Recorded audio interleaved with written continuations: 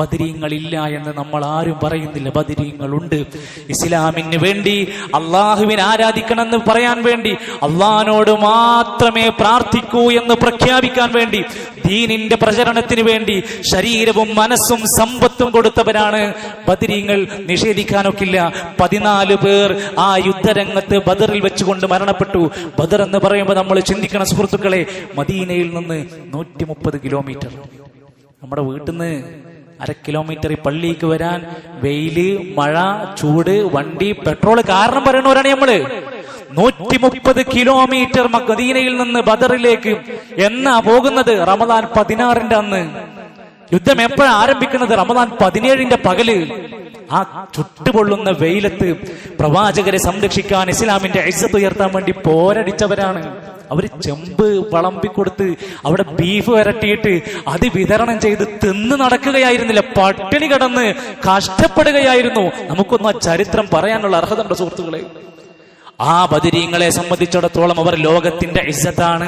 അല്ലാഹു പോലും ഖുർആനിൽ അവരെ പറ്റി പറഞ്ഞു, വലഖദ് നസറകുമുല്ലാഹു ബിബദരിൻ വഅൻതും അദില്ല. ബദറിൽ നിങ്ങൾ വളരെ കുറഞ്ഞ ദുർബലരായിട്ട് പോലും അല്ലാഹുവിന്റെ സഹായം നിങ്ങൾക്കുണ്ടായി. എന്തേ കാരണം? എങ്ങനെ സഹായിച്ചത്? ഇത് തസ്തഗീസൂന റബ്ബക്കും, നിങ്ങൾ നിങ്ങളുടെ റബ്ബിനോട് ഇസ്തിഗാസ ചെയ്തു, റബ്ബേ സഹായിക്കണമെന്ന് പ്രാർത്ഥിച്ചു. നബി തങ്ങൾ സുജൂദിൽ കിടന്ന് പൊട്ടിക്കരഞ്ഞു. സ്വഹാബത്ത് വിഷമത്തോട് അള്ളാഹിനോട് രാത്രിയിൽ ഉറക്കമൊഴിച്ച് പ്രാർത്ഥിച്ചു. മറുഭാഗത്ത് അബൂജഹലും മുത്ബത്തടക്കമുള്ള നേതാക്കന്മാര് കള്ളു കുടിക്കുന്നു, നർത്തകിമാരുടെ കൂടെ ഡാൻസ് പാടുന്നു. അവർ അവിടെ യഥാ ആനന്ദ നൃത്തമാടിക്കൊണ്ടിരിക്കുന്നു.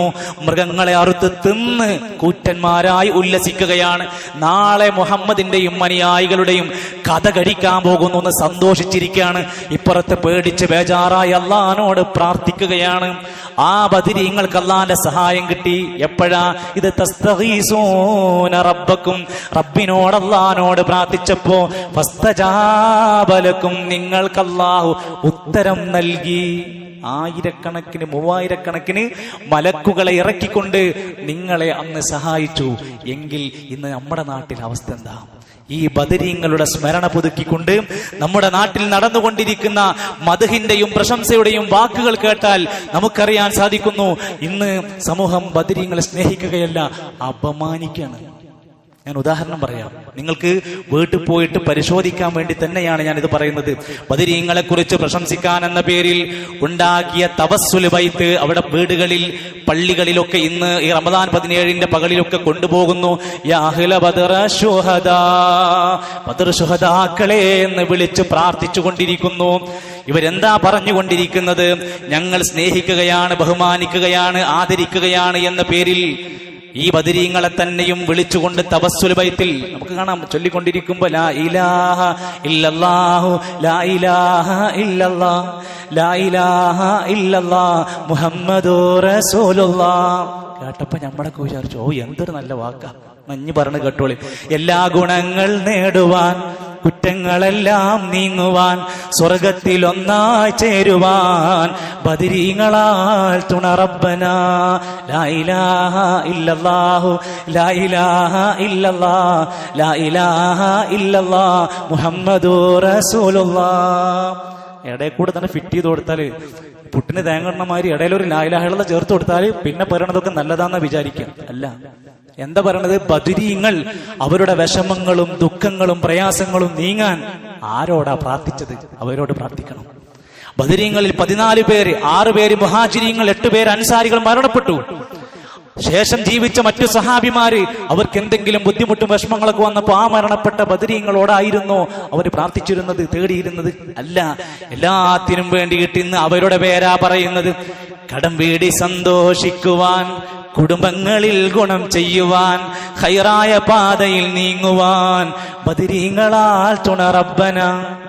ഇത് നേരെ പടച്ചോനെ എന്ന് പറഞ്ഞാൽ പോരെ? ഇതിന്റെ ഇടയിൽ എന്തിനാണ് ഒരു മഹാന്മാരെ കൊണ്ടുവച്ച് ഇതാണ് തവസ്സുല് ചെയ്യാന്ന് പറഞ്ഞത്?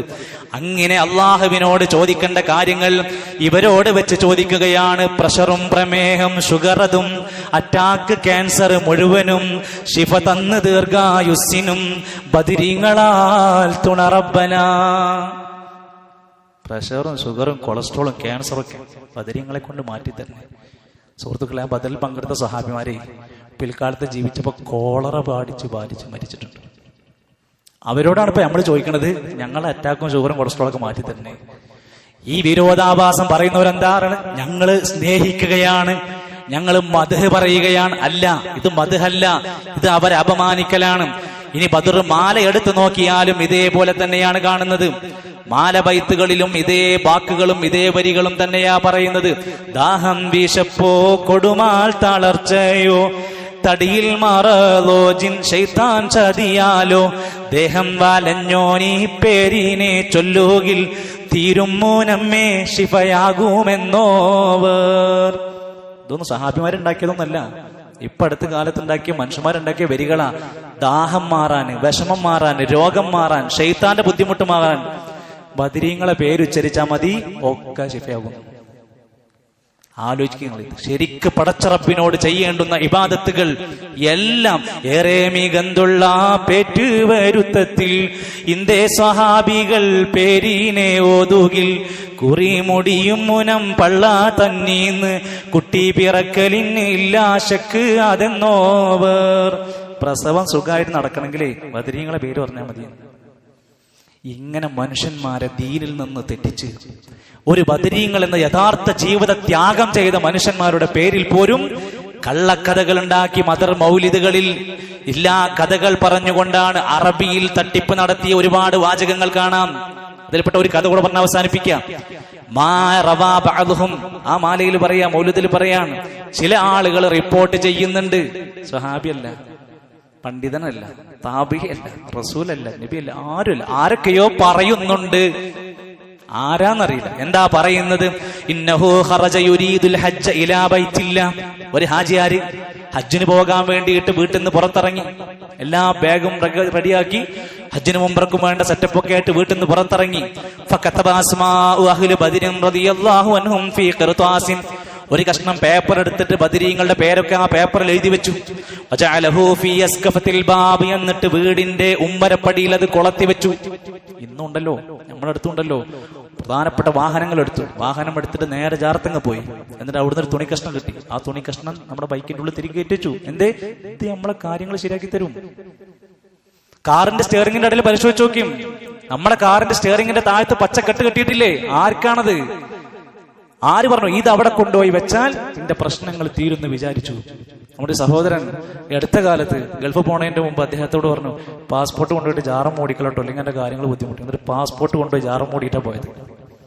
ഇജാതി മനുഷ്യന്മാരും ഇജാതി വിശ്വാസങ്ങളുമായി ജീവിക്കുന്നവരൊക്കെ ചിന്തിക്കുക, പടച്ചോന്റെ അടുത്തേക്ക് ചെല്ലേണ്ടവരാണ് നമ്മള്. അള്ള പഠിപ്പിച്ച വിശ്വാസത്തിന് പുറമേ എന്നിട്ട് ഈ മനുഷ്യൻ ഈ ഹാജിയാരിത് എഴുതി വെച്ചു എന്ന് പറയണം. എന്നിട്ട് ഫജാഅത്തിൽ ലുസൂസു ഇലാ ബൈത്തി, ഹജ്ജിന് പോയ സമയം നോക്കിയിട്ട് കള്ളന്മാര് വീട്ടിൽ വന്നു. വീട്ടിൽ വന്നിട്ട് അതിലുള്ളത് കൊള്ളയടിക്കാൻ വേണ്ടിയിട്ട് വന്നതാ.